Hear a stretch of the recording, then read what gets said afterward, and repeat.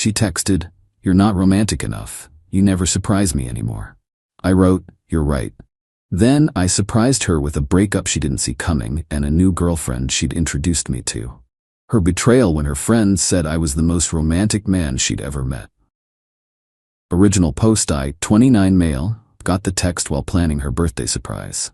3 months of secretly coordinating with vendors, her friends, even her mom. A weekend getaway, vintage jewelry from her favorite estate sale shop, dinner at the place we had our first date, recreated down to requesting the same table. The text from Jessica, 27, read, "We need to talk. You're not romantic enough anymore. You never surprise me. It's like you don't even try.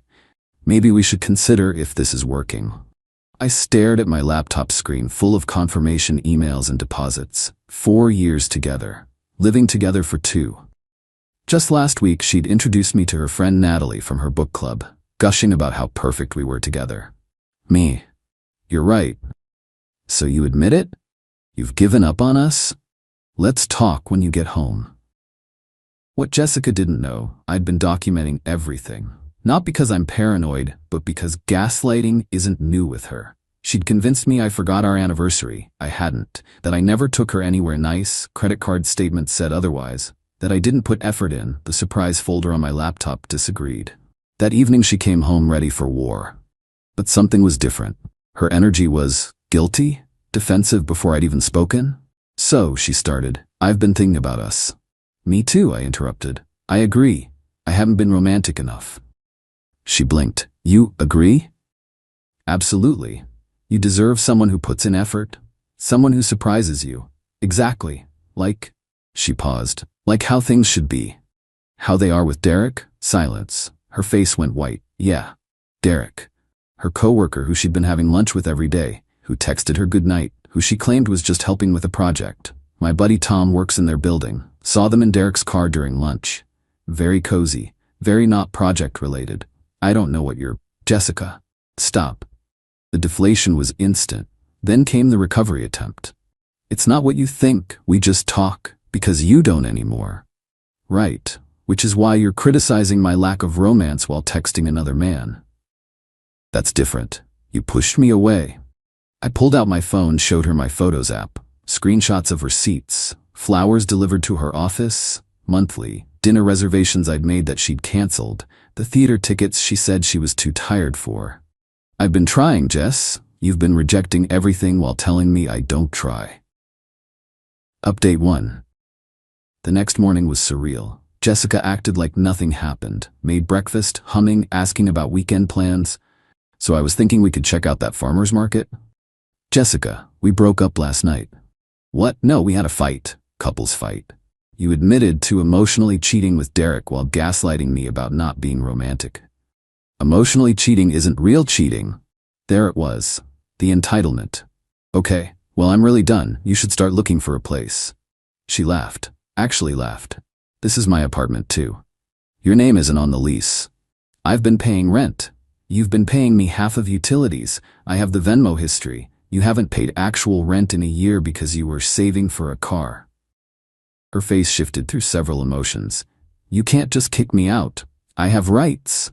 "You have 30 days. Legal notice will be posted today." She spent the rest of the day calling everyone. Her mom called me a monster. Her sister texted that I was probably abusive anyway.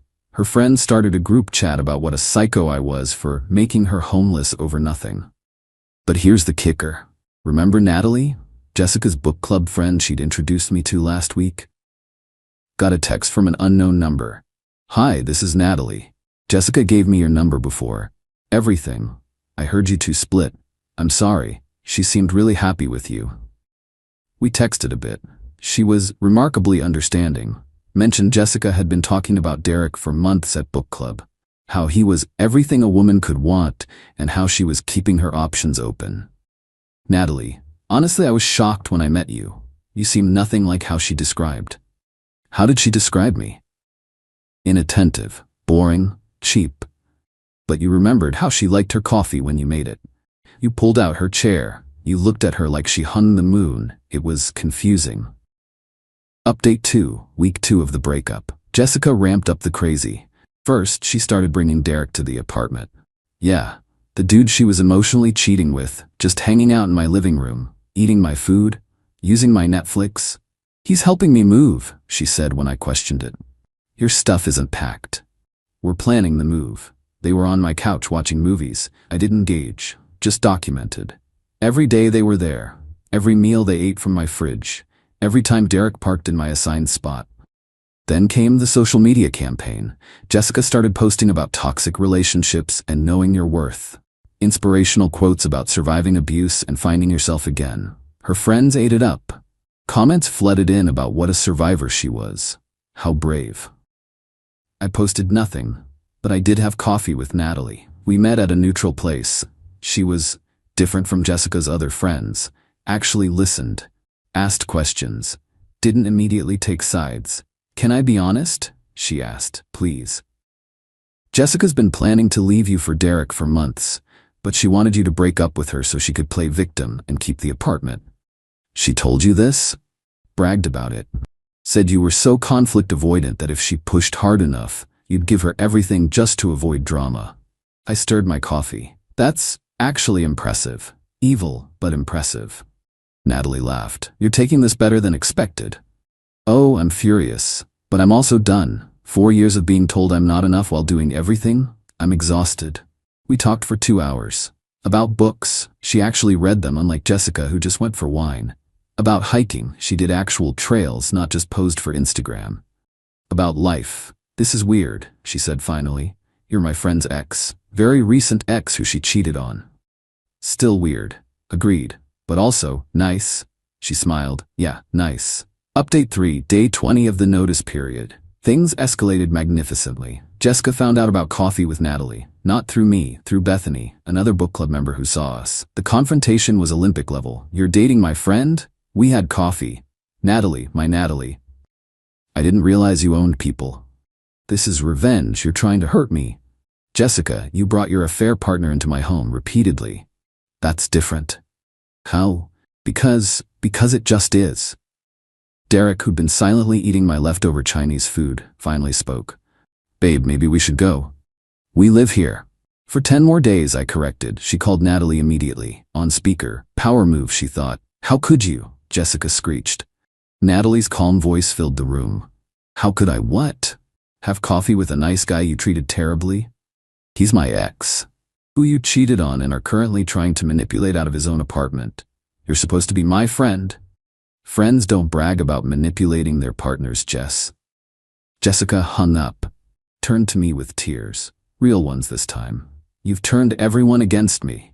No, your actions have consequences. That's not the same thing. She threw a pillow at me, missed. It knocked over Derek's soup onto my carpet. You owe me for emotional damages, she screamed. For what? Breaking up with you after you cheated? I never physically cheated. Congratulations. You want a medal for that technicality? Derek stood up. Listen, man, maybe you should just let her stay. Are you offering to pay her rent, Derek? I mean, no. Then sit down and finish my soup. He actually sat back down. The audacity was almost admirable. Update 4, day 25. Jessica went nuclear. She called my mother. My mother. Crying about how I was making her homeless, how she'd done nothing wrong, how I was ruining her life over a misunderstanding. Mom called me, confused. I sent her screenshots of Jessica's texts about Derek, the ones where she called him her soulmate and said she was settling with me. Mom called Jessica back. I don't know what was said, but Jessica's face when she hung up was priceless. Then she tried the legal route. Had Derek's friend, who was apparently a paralegal, send me a very official-looking letter about illegal eviction and tenant rights. My response? Had an actual lawyer friend review it and respond. Turns out when you're not on the lease and haven't paid rent, you're a guest. A long-term guest, but still a guest. The 30-day notice was a courtesy. The paralegal never responded. With 5 days left, Jessica made her final play. She organized a moving party, invited all her friends to come help her move out of the abusive situation. 20 people showed up to move boxes that weren't packed. We're here to support you, babe, her friend Kelsey announced loudly, clearly for my benefit. So brave, added another. I stayed in my room, door locked, listening to them ransack my kitchen for farewell shots. Natalie texted, I heard about the party. I'm sorry. Me, currently hiding in my own room while they Instagram their rescue mission. That's ridiculous. Want to grab dinner? Get you out of there? Is that a date? Maybe? Is that weird? Everything about this is weird, but yes. So while Jessica threw herself a victim party in my apartment, I went on a date with Natalie. We went to a small Italian place. She wore a dress that made thinking difficult. We talked about everything except Jessica for 2 hours. I should tell you, she said over dessert, I've had a crush on you since Jessica introduced us. That was 3 weeks ago. I know, I felt terrible, but the way you looked at her versus how she talked about you, it didn't match. Then when she started bragging about Derek, I was disgusted. And now I think she's an idiot who threw away someone incredible for a guy who doesn't even pay for his own Chinese food. We kissed in the parking lot. Soft, tentative, nothing like the desperate last kisses Jessica had been attempting all week. This is going to be complicated, Natalie said. Worth it though? Definitely. Update 5, Moving Day, D-Day, the finale. Jessica had packed nothing. At 8 a.m., she was sitting on the couch in pajamas crying. I can't do this. The truck rental place opens at 9. You're really gonna make me leave? Yes. Derek showed up at 10, in his sedan, for all her stuff. Bro, can she just stay a few more days to figure things out? No, you're being really petty. Derek, you're literally the guy she cheated with.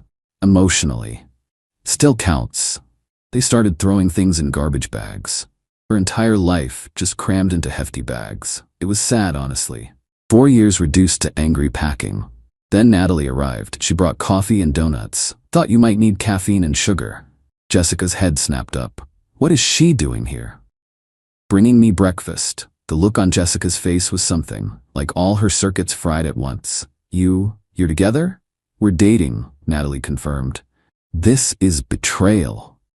Like sleeping with Derek while living with me? I asked. I never slept with him. Derek looked uncomfortable. Actually, Jess, everyone turned to him. That one time, that was after we were on a break. We were never on a break, I said. You just decided we were in your head. Jessica collapsed, full soap opera, knees hitting the floor, wailing, You've ruined everything.